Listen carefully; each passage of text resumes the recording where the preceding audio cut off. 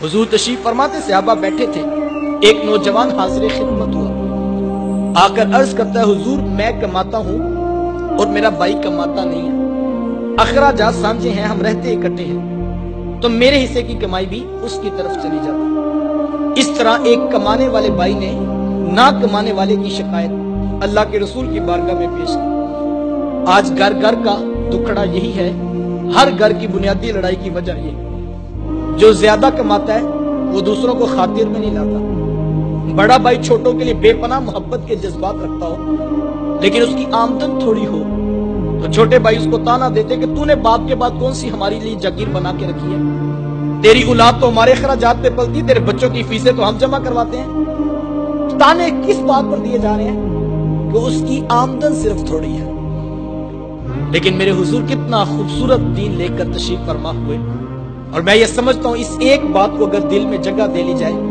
तो छोटी छोटी बातों पर यूं घर टूटने की तरफ कभी भी ना आए। अर्ज की, हुजूर मैं कमाता हूं, मेरा भाई कमाता नहीं है, रहते इकट्ठे हैं, अखराजात सांझे हैं, तो मेरे हिस्से की कमाई भी उसकी तरफ चली जाती है। मेरे हुजूर बेसाख्ता इरशाद फरमाया, हुजूर फरमाया, हो सकता है अल्लाह तुझे रिज़्क तेरे उस भाई की वजह से दे रहा हो जो कमाता नहीं है। ये कितनी बड़ी बात है। ये तो करम हो गया कि तेरा हाथ देने वाला बना दिया, लेने वाला नहीं बनाया। अगर तेरा हाथ लेने वाला बना देते तो तू क्या कर सकता था? तू भी तो उसी माँ की आगोश से पला, तू भी तो उसी बाप की औलाद है। तेरी रगों में कोई अलग से खून तो नहीं दौड़ता, तेरे दिमाग में कोई अलग से सोते तो नहीं फूटते। तुझे अपनी डिग्रियों पे नाज है, तेरे से बड़ी बड़ी डिग्रियों वाले लोगों के आगे खाक छानते फिरते हैं। सारी बरादरी पूरा खानदान नीचे रह गया, चचा ताए नीचे रह गए, 30-30 साल से कारोबार करने वाले। तेरा सितारा ओजे सुरैया की बुलंदियों को छूने लगा। तुझे इसलिए ऊंचा तो नहीं किया था कि तू एमपीए एमएनए के यहां ईद के गिफ्ट बेचता फिरे, तू जो है वो कॉलोनी वालों के साथ रिश्तेदारियां जोड़ता फिरे, तू वजीर मशीर से वजीर आजम तक रसाइयां हासिल करता फिरे।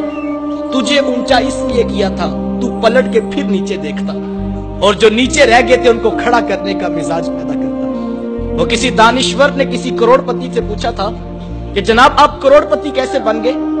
तो उसने बेसाख्ता कहा, मैंने अपने नीचे वालों को लाखपति बना दिया, कुदरत ने मुझे करोड़पति बना दिया। जो नीचे मोहब्बतें बांटता है अल्लाह उसको ऊपर से रिज़्क की फरावानी अता करता है। हम समझते हैं कि अमीर के साथ ताल्लुक बनेगा तो फिर हम ऊपर जाएंगे। नहीं साहिब, अगर गरीब भाई की कदर करने का मिजाज बना लो तो ये इतना खूबसूरत वजीफा है कि ये रिज़्क में बरकत का समा करता है। हुजूर अलैहिस्सलाम से सहाबा ने एक दिन पूछा कि हुजूर रिज़्क में बरकत का वजीफा तो बताइए। तो हुजूर फरमाया कि तुम्हें रिज़्क में और उम्र में बरकत का वजीफा ना बता दो? अर्ज की, हुजूर आप इरशाद फरमाए टूटे रिश्तों को जोड़ा करो, अल्लाह रिज़्क में भी बरकत देगा, अल्लाह उम्र में भी बरकत देगा। ये बरकत का वजीफा था, लेकिन आज हम इससे कोसों जो है वो दूर चले गए। हर चीज का हिसाब 2 + 2 4 नहीं होता है। साहिब कुछ अखलाकियात भी माशरे के अंदर इस वक्त जो है फैलाने की जरूरत है। और मैं ये कहता हूं अगर इस्लाम की तालीमात को बगौर देखें तो इस्लाम का कैसा खूबसूरत हुस्न है। ये रिवायत आपने उलमा से सुनी है कि जो शख्स 40 कदम किसी मैयत को कंधा दे, किसी जनाजे के साथ चले, तो कंधे के जुदा होने से पहले पहले उसके सगीरा गुनाहों को बख्श दिया जाता है। यार किसके गुनाह बख्शे जा रहे हैं? जो एक मुर्दा के साथ, जिंदा के साथ ही मुर्दा का सहारा बन के खड़ा हो। कितनी देर के लिए? 40 कदम। कितना टाइम लग जाएगा? 10 मिनट लग जाएंगे। यार जो 10 मिनट किसी मुर्दा का सहारा बने, इस्लाम उसके गुनाह माफ कर देता है। जो सक्के भाई जिंदा का सहारा बन के खड़ा होता है, इस्लाम उसको क्या कुछ नहीं अता करेगा। लेकिन हम बड़े अजीब, मुझे हाजी साहब कह रहे थे कि, और दोस्त बता रहा था कि हाजी साहब ने ऐलान किया कि बरादरी में जितने भी कुल चेलम या फोतगियां होंगी उनकी रोटी हाजी साहब की तरफ से होगी।